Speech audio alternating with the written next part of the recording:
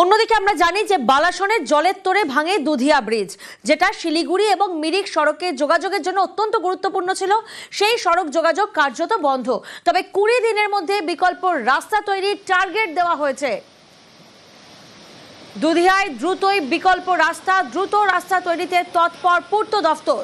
রাস্তা তৈরিতে আনা হলো হিউম পাইপ। আমরা জানি যে বালাসনের জলের তোড়ে ভাঙে এই ব্রিজ এবং শিলিগুড়ি মিরিক সড়ক যোগাযোগ কার্যত বন্ধ। 20 দিনের মধ্যে বিকল্প রাস্তা তৈরির টার্গেট দেওয়া হয়। প্রতিনিধি বিশ্বজিৎ আমাদের সঙ্গে রয়েছেন, সরাসরি বিশ্বজিতের কাছে একবার যাব। বিশ্বজিৎ, দুধিয়া ব্রিজ কার্যত একেবারে তাসের ঘরের মতন ভেঙে পড়ে জলের তোড়ে এবং সেই ব্রিজ মেরামতের জন্য এবার 20 দিনের টার্গেট। ঠিক কি কি তৎপরতা নজরে আসছে?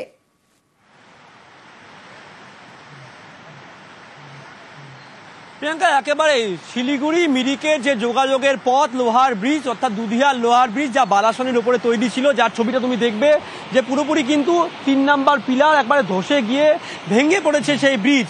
আর এই ব্রিজ করা কার্যত সময় সাপেক্ষ এবং সেদিকের কথা নজর রেখে পূর্ত দপ্তর ইতিমধ্যে চেষ্টা করছে বিকল্প পথ তৈরি করতে, যাতে মিরিক থেকে শিলিগুড়ি সংযোগকে দ্রুততার সঙ্গে দ্রুততা করা যায়। ইতিমধ্যে তুমি যদি ছবিটা দেখো, একেবারে পকলেন নামানো হয়েছে এই বালাসন নদীতে, যাতে নদীর যে জল তার ডাইভারশন করা যায় এবং নদীর জল ডাইভারশনের পর কিন্তু কাজ শুরু করবে পূর্ত দপ্তরের আধিকারিকরা।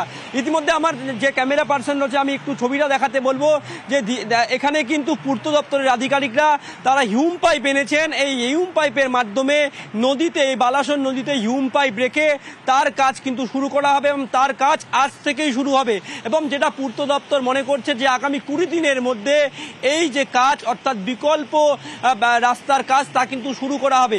ইতিমধ্যে দেখা যাচ্ছে যে প্রশাসনের আধিকারিকরা, স্থানীয় বাসিন্দারা তারাও কিন্তু ঘটনাস্থলে রয়েছেন এবং যে ছবিটা তুমি দেখতেই পাচ্ছ যে ইতিমধ্যে মূলত যে নদীর পার, সেই নদীর পার বিভিন্নভাবে কিন্তু ধসে গিয়েছে এই বালাসনের কোপে।